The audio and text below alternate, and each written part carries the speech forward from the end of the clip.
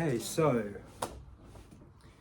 second episode, kind of similar kind of vibe. It's kind of cool, like, you know, scenic photo painting in the background, some ambient lighting. It's a nice vibe. But anyway, so today's topic I'm going to be talking about is basically the idea or concept of weaponizing your attention. And don't get me wrong, like, I haven't individually thought of this idea. I've kind of taken inspiration from content I've seen online. And basically in this is the sense that our perception of the world on a day-to-day basis is what we pay attention to. So especially in, you know, in a society where social media is prevalent and everywhere, and, you know, you can't escape it. Basically, you know, our attention has become currency, and companies, or, you know, kind of harvest this as a means of, you know, churning out more content for you to then pay more attention to. So basically, I use the term kind of conscious consumption. So when I use social media, I'm consciously consuming it rather than allowing it to consume me. And I also use the not interested feature on like various apps like YouTube, Instagram, or whatever, on Facebook, just because, you know, filtering out all the unnecessary stuff that I don't want to consume and engage with. And in doing this, I feel you're just taking back control. And I think, you know, from, you know, previous experience and, you know, doom scrolling and the feeling burnt out, and then, you know, continue, because the crazy thing about social media in my mind is the fact that we are consciously aware of how bad it is for us and how bad it is for our mental health, and it will, especially, you know, kind of engaging with it in a negative way and doing it too much. But yet we still find ourselves, I find myself even, like, you know, coming back to it, and then it's like a vicious, it's like a circle. It's like I'll have a week of, like, you know, kind of post a few stories here and there, and then I'll start, you know, slipping onto reels, and then next thing you know, I'm burnt out and I'll delete the app. But anyway, that's why I think doing something like this, where I feel like I'm productively putting out content in a sense that I think would be good. And basically, I think in relation to me and my experiences and what I've kind of, what habits I've had and changed, is kind of, I guess I don't want to say like anti-human, like, you know, trying to create the most perfect morning and evening routines and, you know, living like a robot. But I think definitely consciously trying in the mornings not to use my phone, depending whether I have like any messages that I need to kind of attend to, or phone calls or whatever. But I try like 45 minutes to an hour, don't use my phone.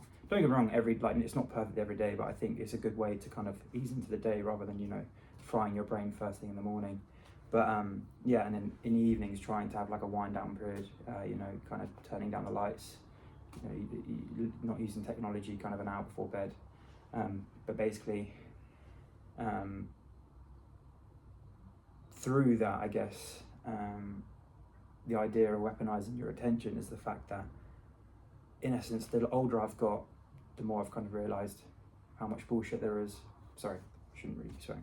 But in terms of people or negative things, you know, there's enough negativity in the world that, you know, I think it's important to try and pay attention to things that are going to positively impact your life, in the sense that it inspires you, or it kind of I don't want to say motivate, but yeah, I guess inspires you, because at the end of the day, like, there's a reason we have individual feeds, and that's because they're tailored to our wants and, you know, what we're interested in.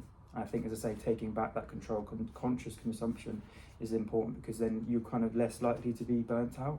And, you know, it's easy to fall into the kind of self-improvement trap and kind of saving a reel. Like, oh wow, this is a cool mobility routine, I'll just put it into my save and then I'll never look at it again.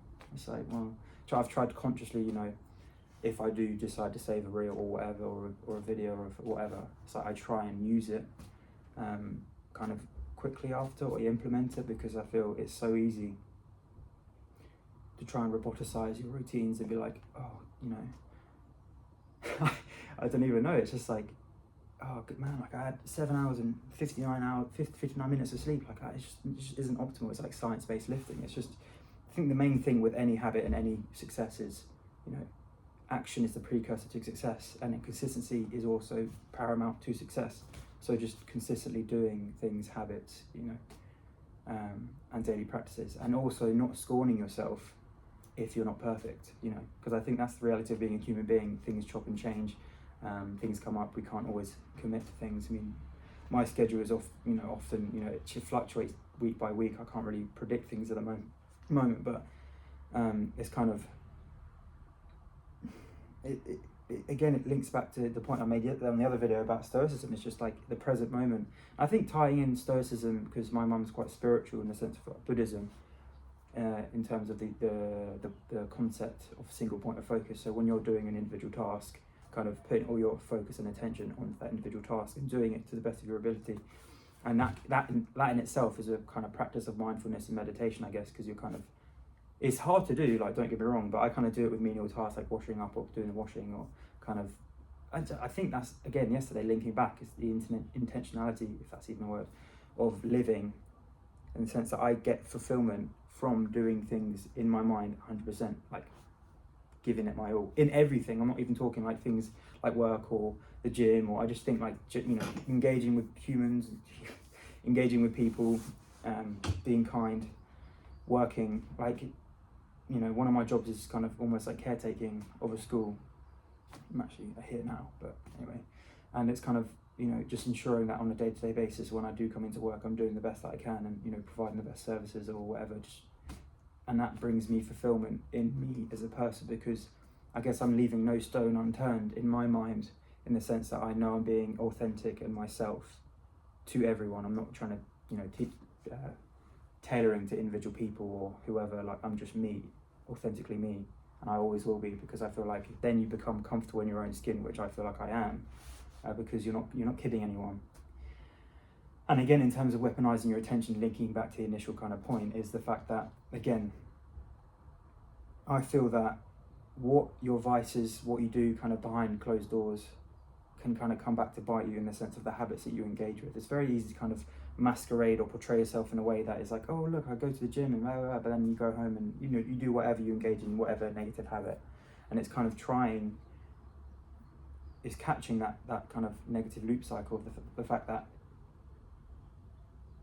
I don't know, for me at least, it's just in my mind, if I know that I've had a bad day, I don't know, because then it's kind of contradictory to my previous point in terms of not scorning yourself and not being perfect. But I think just, yeah, kind of the idea for me of being sober now for so long, and kind of wanting that mental stability for so long, is the fact that it brings me peace in myself, knowing that I'm being me. I know I've put the work in, I know I continue to put the work in on a day-to-day basis, and I know that I'm authentic, I'm kind and compassionate to other people, I'm receptive, and I'm conscious of everyone's needs, kind of.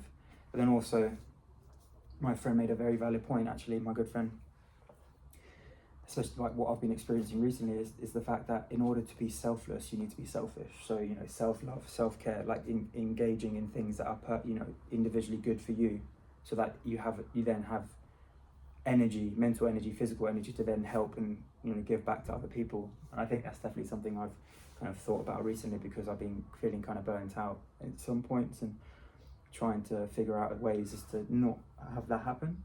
But yeah, I think it definitely is important to kind of take it as it comes. You know, every day is different, things crop up, things happen. Again, that's linking back to stoicism. Don't allow external forces to kind of breach your mind, because the way you perceive something or an event or a person and what they say, again, linking back, I think it's just, you have absolutely no idea what someone's going through. Someone could have just had a bad day, and you've engaged with them, and they've just kind of snapped, or like they've acted in an angry way. And it's like, for me, it's the idea that, you know, maybe they're just having a bad day, and that's perfectly okay. I don't know this person, you know, there's no judgment there. I have no idea what they're going through. I'm just going to kind of be me, kind of look at it in an unbiased way, or, you know, engage in an unbiased way. But yeah, I guess I didn't even write anything down again. I was like, I figured like, oh, should I write like on a bit of paper, like, you know, talk aimlessly for 10 minutes and trying to be funny, but no. But yeah, I think definitely I'd like to go explore further kind of the specific experiences I've had with the psychiatric ward, and that whole process, and how kind of surreal those stories are. And, you know, it honestly like doesn't even seem like real life when I think back to it. It's like a fever dream. But basically, yeah, I'm just happy to just put this out and kind of see what happens. And yeah, because for so long I've kind of been thinking in my mind, like I'd really like, as I've said, to kind of share stuff, because I feel like it's interesting, frankly. And maybe that's I don't even know. But anyway, thanks.